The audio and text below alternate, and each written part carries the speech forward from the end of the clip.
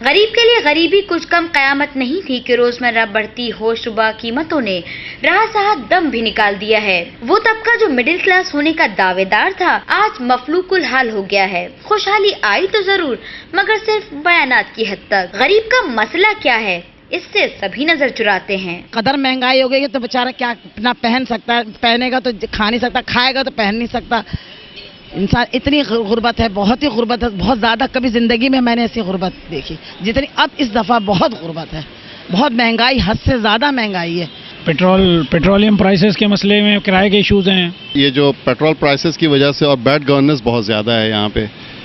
مسئلے ایک ہو تو بتاؤں میں آپ کو، پیٹرول ہمارے پاس نہیں ہے، گیس ہمارے پاس نہیں ہے، ٹھیک ہے، اسٹوڈنٹس کی کوئی رسپیکٹ نہیں ہے یہاں پہ، فارم سبمٹ کروانے جائیں وہاں پہ بھی پرچی سسٹم ہے، ٹھیک ہے، اور اس کے علاوہ تو آپ کو پتہ ہے نا کہ بجلی نہیں ہے، ٹھیک ہے، پانی صاف پینے کو نہیں ہے، کہیں جائیں تو وہاں پرچی سسٹم ہے، یہاں جائیں وہاں جائیں، کہاں جائیں، انسان پریشان رہ گئے بس، یا تو یہ کہ سوسائڈ کر لیں یا تو پھر اللہ اپنا کرم کر کے پاکستان کو چلائے بس۔ لحاظ سے مہنگائی ہے، غریب آدمی جو ہے وہ بہت ہی پریشان ہے، امیر کیا امیر بھی طبقہ، غریب امیر ہر آدمی اس وقت بہت پریشان، بہت تنگی کی حالت میں گزار رہے ہیں۔ اور ان تمام مسائل کی جڑ ہے روز بروز مہنگا ہوتا پیٹرول، جس کی وجہ سے روزمرہ کی ہر چیز پر براہ راست اثر پڑتا ہے۔ پھر بڑھتے کرائے ہوں یا اجناس کی قیمتیں کچھ قابو میں نہیں رہتی۔ مہنگائی نے ریکارڈ ترقی کی سن 2008 اگست میں جب حکومت آئل پرائسز کو کنٹرول کرنے میں ناکام ہو گئی اور یوں یہ سلسلہ چل نکلا۔ اب ہر مہینے عوام پر مہنگائی بم پیٹرول اور بجلی کی قیمتوں میں اضافے کے ساتھ گرتا ہے۔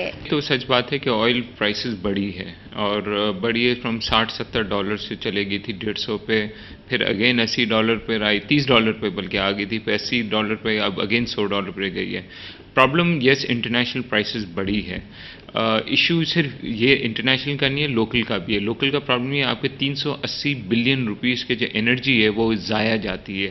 عوام سوچنے پر مجبور ہیں، کیا وزراء کو پروٹوکول کی لمبی لمبی قطاریں، مرات اور اللے تللے جائز ہیں؟ کیا کوئی ایسا طریقہ نہیں ہے کہ عوام کو ریلیف دیا جا سکے؟ جو مسئلہ جو ہوا ہے نا، یہ ایک دن کا مسئلہ نہیں ہے، یہ ایک سال میں بھی نہیں ہوا ہے، یہ 20 سال 30 سال 40 سال کے مسئلے ہیں، اور اس کا حل بھی انفارچونیٹلی جو حل ہے یہ بھی لانگ ٹرم ہے۔ آپ ایک جیسا سستی روٹی پنجاب میں کیا تھا وہ ایک ٹیمپرری تھا، کر سکے تھے، تو اس میں یہ حل نہیں ہے۔ اس کا حل یہ ہے کہ آپ نے اپنے کنٹری میں انویسٹ کرنا ہے۔ انفلیشن کیوں ہوتا ہے؟ ڈیمانڈ اینڈ سپلائی کا ہوتا ہے۔ اگر آپ صحیح طریقے سے اگر آپ انویسٹ کریں اپنی پروڈکٹیوٹی پر، فارم سیکٹر میں، انڈسٹری سیکٹر میں، آپ کی پروڈکشن بڑھے گی، پروڈکشن بڑھے گی تو اویلیبلٹی آسان ہوگی لوگوں کے لیے اور آٹومیٹکلی پرائس نیچے رہے گی۔ مہنگائی کے بوجھ تلے دبی عوام پر ایک مرتبہ پھر ایٹم بم گرانے کی تیاری ہے۔ بجٹ سے پہلے بجٹ کی تیاری مکمل ہے، جس کے لیے پیٹرولیم مصنوعات اور بجلی کے نرخوں میں اضافہ ایک مرتبہ پھر کیا جا رہا ہے۔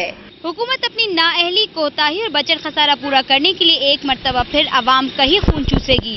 سوال یہ اٹھتا ہے کہ اگر مہنگائی سے غریب ہی نہیں بچیں گے تو حکمراں حکومت کریں گے کس پر؟ کیمرامین شمشاد کے ساتھ آصفہ زہرا، دن نیوز، کراچی۔